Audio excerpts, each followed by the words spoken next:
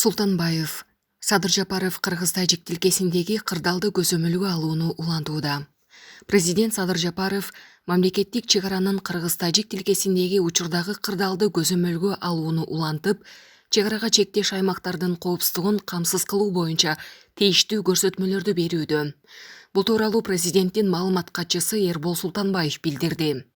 Зарыл маалыматтар бардык түзүмдөрдөн туруктуу негизде келип турат. УКМКнын төрагасы Камчы Экташиев башында турган күч түзүмдөрүнүн жетекчилери жеринде жүрүшөт.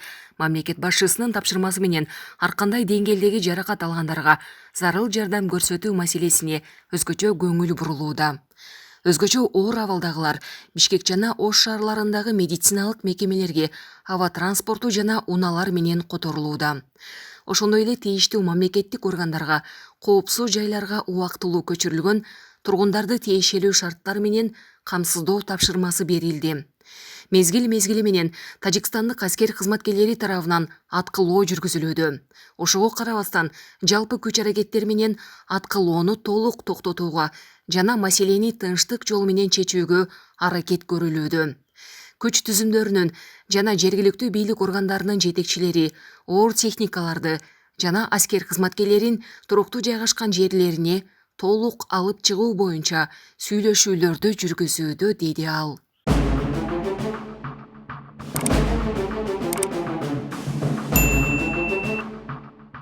Тажикстандын агрессиясы. Россиядагы элчилик кыргыз мигранттарын сабырдуулукка чакырды. 2022 жылдын 17 сентябрында Кыргызстандын Россиядагы элчиси Гульнара Клара Самат регионалдык, шаардык жана райондук кыргыз диаспора уюмдарынын жана бирикмелердин жетекчилери менен жолугушту. Бул тууралуу элчиликтин басма сөз кызматынан кабарлашты.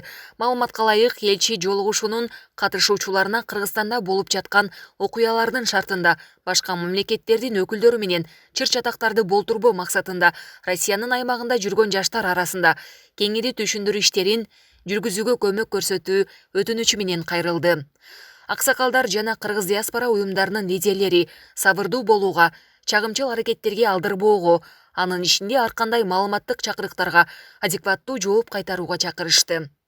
Мындан тышкары жолугушууда кыргыз-тажик чегарасындагы куралдуу кагылышуулардын натыйжасында жабыркаган Кыргызстандын жарандарына материалдык жардам көрсөтүү маселелери талкууланды. Элчилик өз кезегинде Россия Федерациясындагы бардык мекендештерди сабырдуулукка, Кыргызстандын улуттук коопсуздугуна доо кетире турган ар кандай маалыматтарды таркатпоого жана чагымчыл аракеттерге алдырбоого чакырат.